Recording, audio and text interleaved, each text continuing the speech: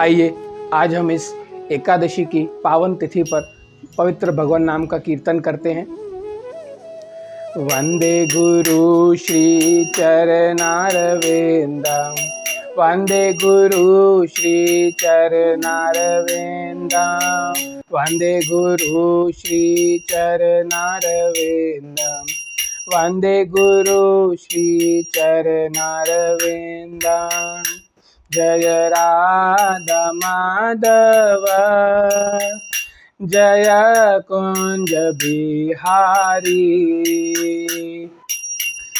जय राधा माधव जय कुंज बिहारी, जय गोपी जन वल्लभ गिरिवरधारी, यशोदानंदन ब्रज जन रंजन, यशोदानंदन ब्रज जन रंजन, यमुना तीर वनचारी, यमुना तीर वनचारी। जय राधा माधव जय कुंज बिहारी। हरे कृष्णा कृष्णा कृष्णा हरे हरे, हरे राम राम राम हरे हरे, हरे कृष्णा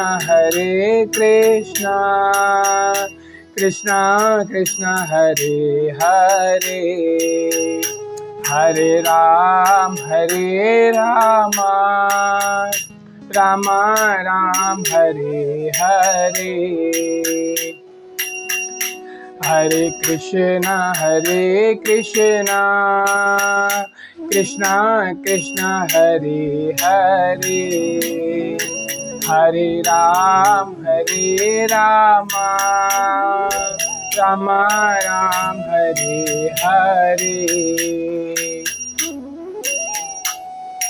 अब हम एकादशी की कथा को गुरु कृपा और कृष्ण कृपा से प्रारंभ करते हैं। और सबसे पहले आइए मेरे साथ बोलिए, ओम नमो भगवते वासुदेवाय, ओम नमो भगवते वासुदेवाय, ओम नमो भगवते वासुदेवाय, कृष्णाय वासुदेवाय, देवकी नंदनाय च नंदगोपकुमाराय गोविंदाय नमो नमः। हे कृष्ण करुणा सिंधु दीनबंधु जगतपति, गोपेश गोपिका कांत राधा कांत नमोस्तुते। तप्ता कंचन गौरंगी राधे वृंदावनेश्वरी, वृषभानुसुत देवी प्रणमामि हरिप्रिया। श्री कृष्ण चैतन्य प्रभु नित्यानंद, श्री अद्वैत गदाधर शिवासादि गौर भक्तवृंद। हरे कृष्णा कृष्णा कृष्णा हरे हरे, हरे राम राम राम हरे हरे। अब हम बापू जी के श्री चरणों में प्रणाम करते हैं। नमो विष्णुपदाय कृष्णपृष्ठाय भूतले श्रीमते मधुसूदनाय बापूजी इति नामिने, नमस्ते मधुसूदनाय भक्तिपाद प्रियायते, दुर्लभ कृष्ण भक्ति ही अति सरल कारिणे। आज 3 जून सोमवार, अपरा एकादशी। आज हम उसकी कथा पढ़ेंगे।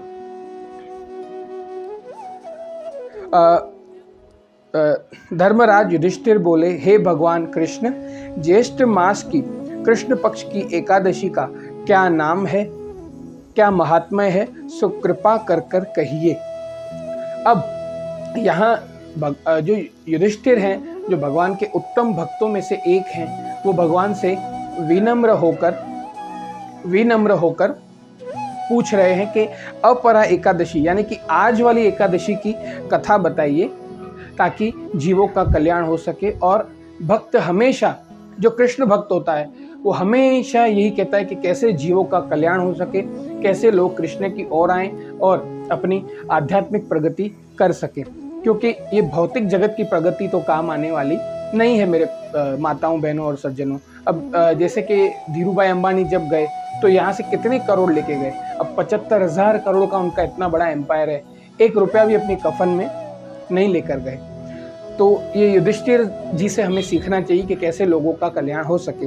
अब भगवान श्री कृष्ण ने कहा, हे राजन, ज्येष्ठ मास के कृष्ण पक्ष की एकादशी का नाम अपरा है। ये पुण्य देने वाली है। जो मनुष्य एकादशी का व्रत करते हैं उनकी लोक में प्रसिद्धि होती है। अब भगवान श्री कृष्ण कह रहे हैं कि अब जैसे कि एक उदाहरण देता हूं मैं कि कोई अगर होटल में कहीं, आप अभी गर्मियों की छुट्टियों का सीजन चल रहा है, आप कहीं होटल में घूमने गए होंगे, तो होटल में जाहिर सी बात है कभी सुविधाएं आपको अच्छी न मिली हो, तो आप ऐसा सोचोगे चलो कोई बात नहीं, 2-3 दिन रह लेते हैं, हम तो अपना जो भी धाम, वृंदावन धाम की यात्रा है या कहीं घूमने गए हैं हिल स्टेशन पे, तो बस 3-4 दिन में तो घर चले जाएंगे, एडजस्ट कर लेंगे। तो ये भी यहाँ भी हम आए हैं, जो भी हमारा जीवन है 25 साल 50 साल या 60-70 साल, तो हम भी यहाँ ऐसे हम क्या इतना कंफर्ट जोन, इतने क्या सुख ढूंढेंगे। तो अगर एडजस्ट कर लें उस लोक में तो हमारा अवश्य ही अच्छा ही होगा, भला ही होगा, जहाँ भगवान होंगे। तो भगवान कह रहे हैं कि लोक में प्रसिद्धि होती है। तो जैसे जो भक्त होता है, जब भक्त इस संसार को त्यागता है तो वहाँ जो उसकी उन्नति होती है आध्यात्मिक जगत में, स्वयं कृष्ण के गोलोक धाम में उसका वास मिलता है और कृष्ण की नित्य लीला में उसका प्रवेश होता है। ये एकादशी की महिमा है। अब इस एकादशी के व्रत के प्रभाव से क्या क्या होता है, जैसे ब्रह्म हत्या, भूत योनि, निंदा आदि के पाप नष्ट हो जाते हैं। इस व्रत से पर स्त्री के साथ भोग करने वालों की झूठी गवाही, असत्य भाषण, झूठा वेद पढ़ना, झूठा शास्त्र बनाना, झूठा ज्योतिषी, झूठा वेद्य आदि सबके पाप नष्ट हो जाते हैं। मतलब जो कलयुग में टॉप का पाप है, जो एक पर स्त्री संभोग, वो एक टॉप लेवल पर है। जब कलयुग आया तब कलयुग में सबसे पहले तो यही थी कि जहाँ आज जो पुरुष व्याभिचार करते हैं या जो स्त्री व्याभिचार करती है, वहाँ कलयुग का प्रभाव होता है, जो सबसे बड़ा पाप है। जो पर स्त्री के पास भोग करने जाते हैं, भोग विलास करने जाते हैं, उस जैसे जघन्य पाप से भी उसको मुक्ति मिल सकती है, उस पाप से भी छूट सकता है। और ब्रह्म हत्या, आज की मैं स्त्रियों की बात करूं तो अपने ही बच्चे को अपने गर्भ में ही मार देती हैं। ये कितना बड़ा अपराध है। और वो बच्चा जबकि माँ के गर्भ में है, उसको तो उसका कोई निर्दोष भी नहीं है, ना उसने किसी को कोई उसका हानि पहुंचाई है, फिर भी फैमिली प्लानिंग के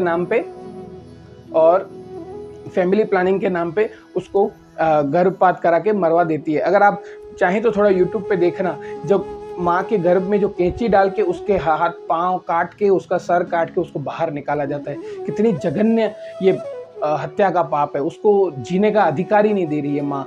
ऐसी हत्या का जघन्य पाप से भी इस एकादशी का व्रत करने से मुक्त हो जाता है। जो क्षत्रिय युद्ध क्षेत्र से भाग जाए वो नरक को जाता है। जो शिष्य गुरु से विद्या ग्रहण करते हैं परंतु बाद में उनकी निंदा करते हैं तो वो अवश्य ही नरक को जाते हैं। तो जैसे कि हमेशा गुरु और शिष्य का एक अटूट रिश्ता रहता है, लेकिन माया के प्रभाव के कारण या अपने गुरु की निंदा जो सुन लेते हैं उसके फिर वो अपने गुरु की ही निंदा करते, तो वो सबसे बड़ा अपराध है। तो हमें इस कर्म से बचना चाहिए। अगर हो भी जाते हैं अनजाने में या किसी के हम संसार या माया के प्रभाव से अगर हो भी जाते हैं तो हम इस एकादशी के व्रत से इस पाप से भी छूट सकते हैं।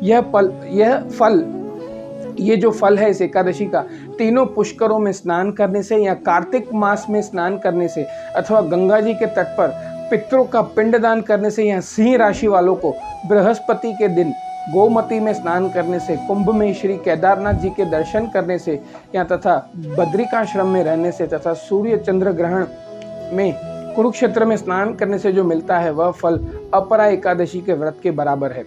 अब जैसे कि अगर कोई धार्मिक व्यक्ति हो और ये सब पहले तो इन सब के अनुष्ठानों का नियम भी करे, तो भाई हरिद्वार जाना है, गंगा जी में, पहले तो आज के कलयुग के प्रभाव में माया इतनी प्रबल है, सबके पास समय नहीं कि वो जाके गंगा में स्नान करें और सूर्य चंद्र ग्रहण की प्रतीक्षा करें और कुरुक्षेत्र में जाके स्नान करें। इतने पवित्र जगहों पर हम स्नान करने, ये संभव नहीं है। इसलिए कृष्ण ने हमें एक कृपा करके एक एकादशी की तिथि दी है ताकि हम इसमें व्रत करें और एकादशी को अन्न न ग्रहण करें, जितना हो सके अन्न से बचें। और जो बुजुर्ग हैं या जिनको हेल्थ इश्यूज हैं, जिनको थोड़ी तबीयत शुगर, ब्लड शुगर है, बीपी की गोलियां हैं, ब्लड प्रेशर की गोलियां लेते हैं, वो फलाहार करके अपनी गोलियां ले सकते हैं। अपनी हेल्थ को भी ध्यान रख रहे हैं, इस शरीर को भी संभालना है ताकि हम इस शरीर को अच्छे से भगवान की सेवा में लगा सकें, और जितना हो सके हरि नाम का जप करना है।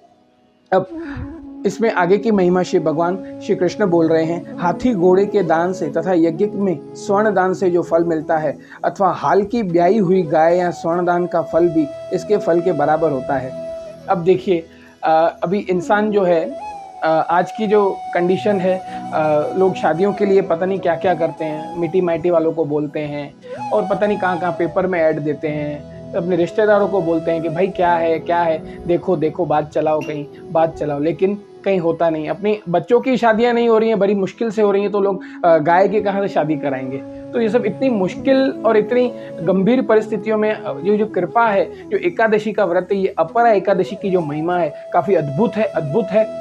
ये इस व्रत का पालन कीजिए और हरिनाम का जप कीजिए, आपको इस पुण्य का भी फल मिल जाएगा। अब कोई हवन कराता है तो वो स्वर्ण दान कहाँ से करेगा, आज का गोल्ड का रेट तो आपको पता ही है। तो ये इतनी अच्छी कृपा है कि हम घर बैठे हरिनाम का जप करके, इसका व्रत का पालन करके स्वर्ण दान तक का भी पुण्य ले सकते हैं।